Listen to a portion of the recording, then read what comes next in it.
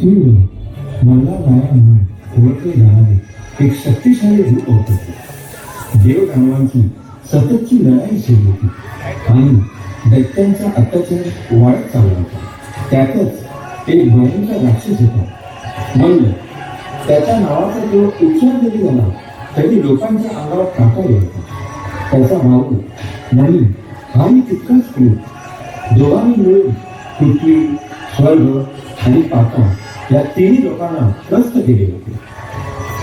लोक अडचणीत आले की त्यांची हात एका देवापर्यंत पोहोचते, शिवशंकराकडे. शिवशंकरांनी हे दैत्य संहार करण्यासाठी एक तेजस्वी रूपात अवतार घेतला. तेच रूप म्हणजे मल्हारी नाथ. हे रूप सूर्याप्रमाणे तेजस्वी, वज्रासारखे पराक्रमी आणि पर्वतांसारखे स्थिर होते. मल्हाररायाने मल्ल मणीचा संहार करून पृथ्वीला पुन्हा शांतता दिली. त्यांच्या विजयात लोकांनी हळदीची उधळण केली. त्या हळदीने जेजुरी सोन्याने जेजुरी झाली आणि आजही जेव्हा येळकोट येळकोट जय मल्हार असे नाद गुंजतात तेव्हा संपूर्ण वातावरण भक्ती, ऊर्जा आणि वैराग्याने भरून जाते. येळकोट येळकोट जय मल्हार, येळकोट येळकोट जय मल्हार.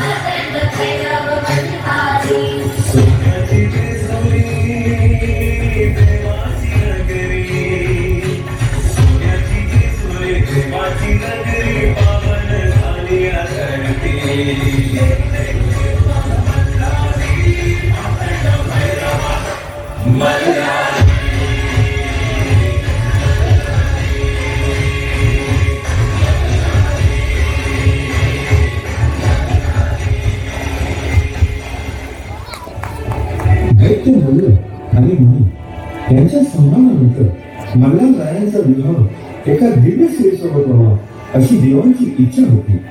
म्हाळसा हीच ती दिव्य देवी स्त्री जी मल्हार मार्तंडांची धर्मपत्नी म्हणून पृथ्वीवर अवतरली. म्हाळसा देवी ही पार्वती देवीचा अवतार मानली जाते.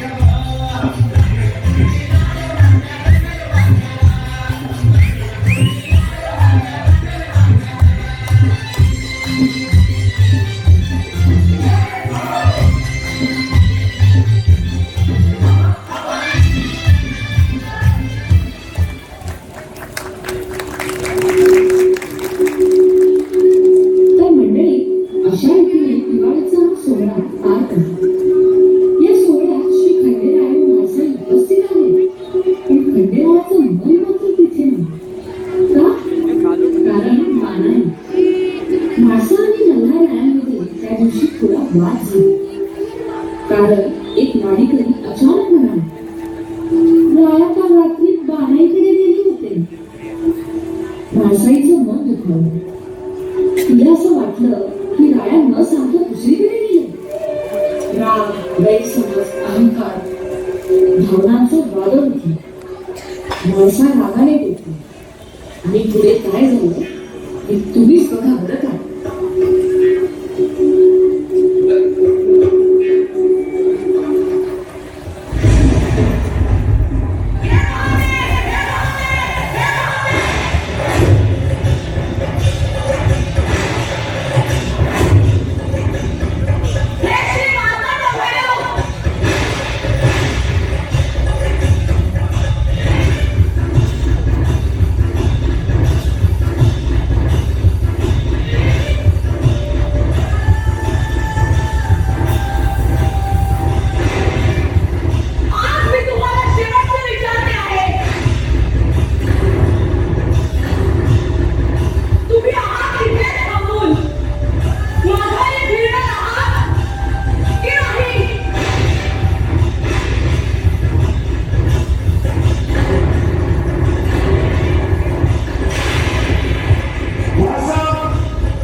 मी मानूकडे जाणार हेच सत्य आहे. तू कितीही राहिलीस तरीही मी थांबणार नाही.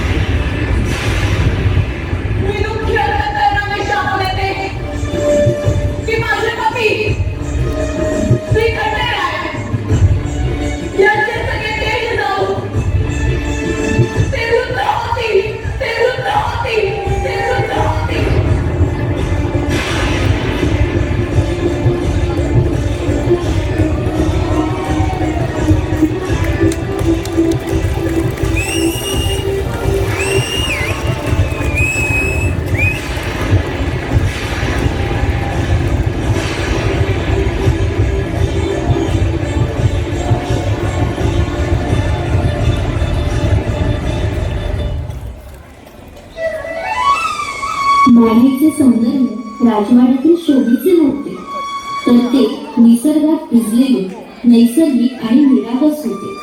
तिचे डोळे शांत तलावासारखे, तिची साडी गावच्या धुळीत माखलेली, केसांमध्ये फुलपाखरे बसलेली, पाय मातीने भरलेले आणि तिच्यात एक विचित्र उबदारपणा.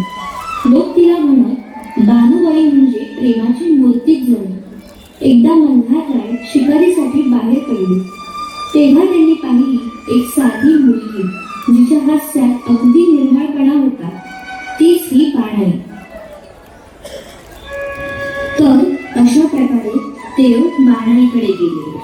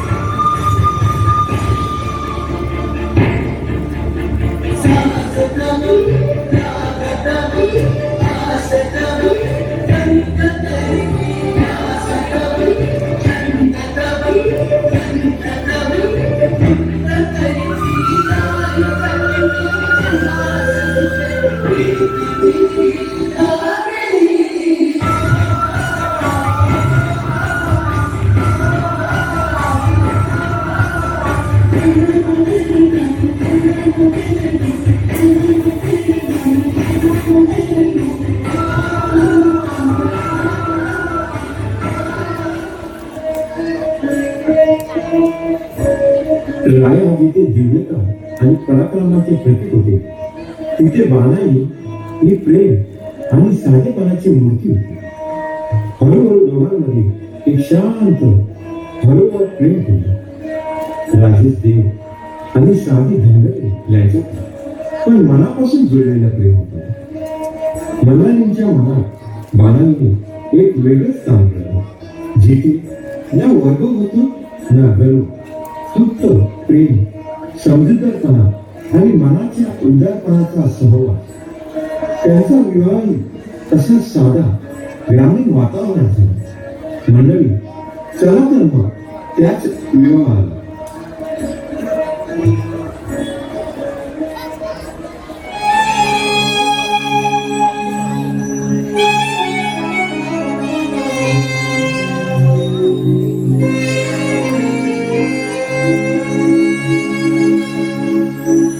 रूप घेऊन म्हाताऱ्याचं राखी बानूच्या मेंढराला आसूची जुळीचा नामा लीना बानूच्या वाड्याला.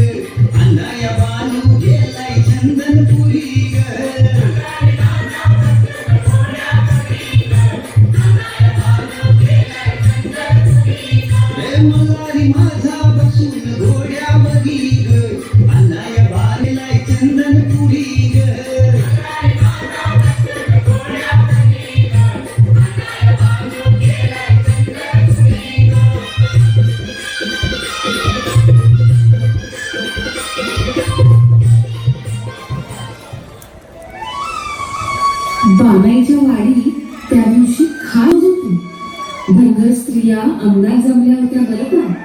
पावलीचे सूत हवेत पसरले होते आणि मातीचा सुगंध तो तर वाऱ्यात अगदी तरंगत होता. आज होती मानाई आणि मल्हारांची हळद, तर चला हळदीला.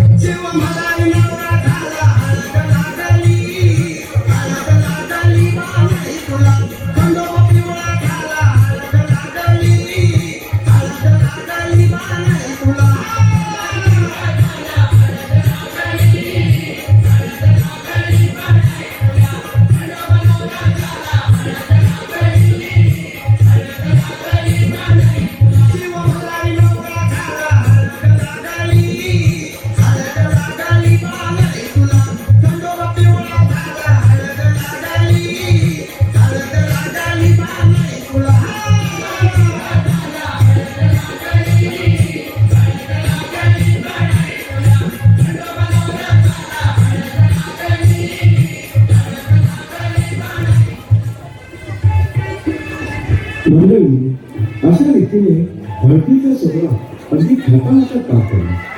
मुलं अंबानी करत होती. ढोल, पावरी, ताशांचे सूर वर जात होते आणि संपूर्ण वाडीत आनंदाचा नाद भरला होता.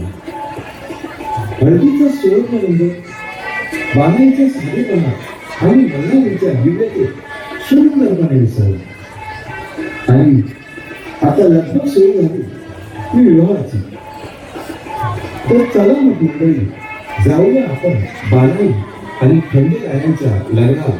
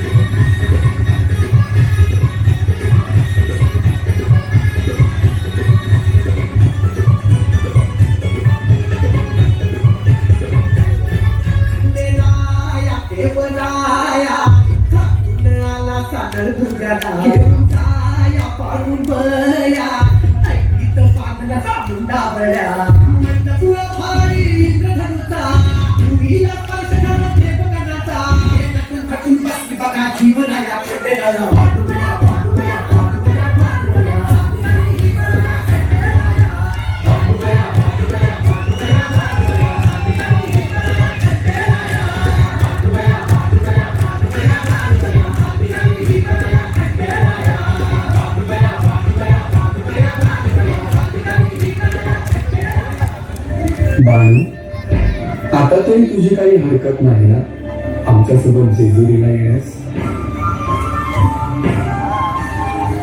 जेजुरीचा पुण्यक्षेत्र ह्या नाही धरणीवरी, आणि तिथं नांदतो सदा नंदहर उंच डोंगरी गडावरी.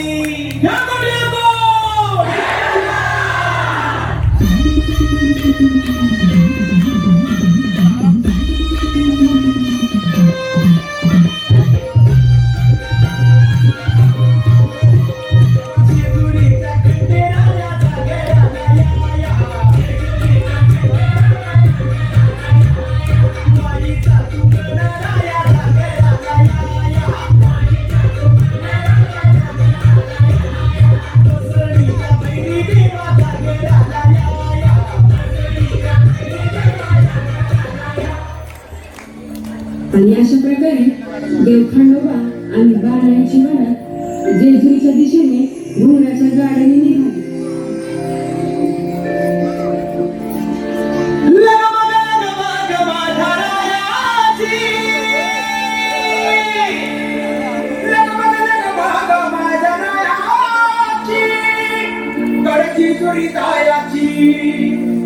गाडी घोंगराची आली.